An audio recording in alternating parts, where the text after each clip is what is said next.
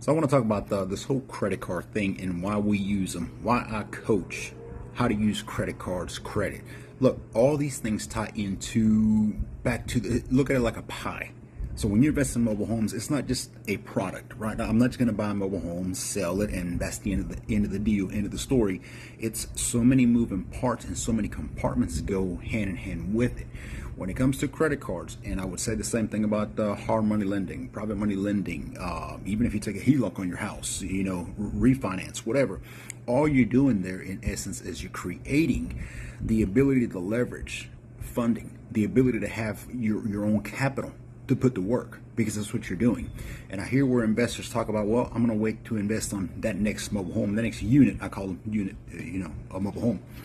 Probably in a couple months when I get some more money in. I'm trying to sell a couple of them, and that is where you immediately start stalling. If you're not growing, you're dying. Bottom line. So the point is that there always has to be movement, momentum. You got to keep it and you got to keep it going. And the more you invest, the more you got to invest at a time. So if I invested in 5 mobile homes this week, next week I'm looking at 10. The following week I'm looking at 15. And it doesn't have to be the exact same thing where I'm buying, rehab, put them out for rentals, rent the owns, whatever. It could mean just in capacity of bigger number that I could be doing, maybe moving some. I could be doing park pad infill. I could be doing RTOs, wholesales, flips. It doesn't matter, but it's the consistency of growing. I can't invest for a couple months because I'm lacking funds. That's not an excuse, and that's exactly what it is. You got to keep going. So when I talk about credit cards, and I know it goes with everything, against everything we've ever learned, including myself. Money doesn't grow on trees. Money's the root of evil. Wow. Don't use your credit cards because it'll give you bad credit.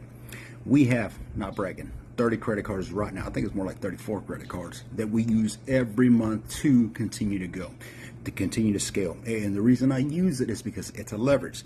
Now, I know most of us think about, well, man, if it's a credit card and it's 20 to 25% APR, that is crazy, insane interest to be paying. But I do to credit cards what credit cards do to you. Hear that again, okay? So what happens is, yes, if I have let's say credit limit on a credit card for $10,000, that's my pretty number, $10,000, and I buy a mobile home with that for $5,000. Hit the booking for your coaching, by the way, because I can teach you how to connect your credit card from PayPal to PayPal and be able to pull cash more than they allow you to. Okay. $5,000 for the mobile home. I pay $4,000 for the rehab material, etc. I'm at $9,000 plus the closing for the title, the holding, etc. Puts me right at $9,700, right under the max, which is maximizing the credit card. Sure, the interest at 20-25% APR amortization is going to be what you would think insane. But here's the thing: that same $10,000 all-in mobile home that I was able to get from start to finish because of that one credit card. Thank you, Visa.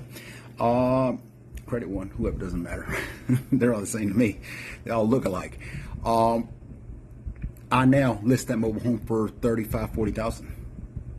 So my ROI, return on my investment, do the numbers, $10K all in. I can sell it for $40K.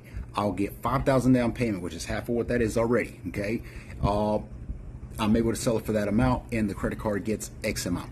The goal is and again, I can coach on this. Okay, you got to learn these things because these are all leverages. Leverage. Okay, the most wealthy people use leverage. That's the word you're gonna have to stick with.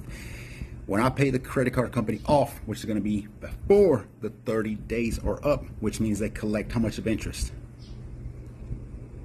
Zero. You get nothing because I paid you back before the statement came around, right? So this whole APR out the door, and my investment sticks and stays. It's here to stay, and it's here to collect passive income. Guys, you got to get on board with this stuff.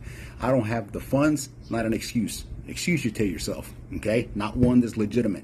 The more credit cards you have, the better you are off, the more leverage. And the goal is, as one of my coaching mentors once said, is you have to have enough credit, okay? Just from credit cards alone. Never mind hard money lender, private money lenders, your traditional lending, your Western Unions, your HELOCs. All those are plus, and HELOC, and traditional banking, and all of them, because they all up to more and more. But credit cards alone, okay, and I have one credit card that's unlimited. It means I can go buy Hobby Lobby with it, go buy Home Depot with it. I don't care. It doesn't matter. It swipes and it pays. You got to have at least $1 million in credit cards. With $1 million in credit cards, you can go and buy a park Hello? Is it making sense? Okay. Book your coaching. See you then.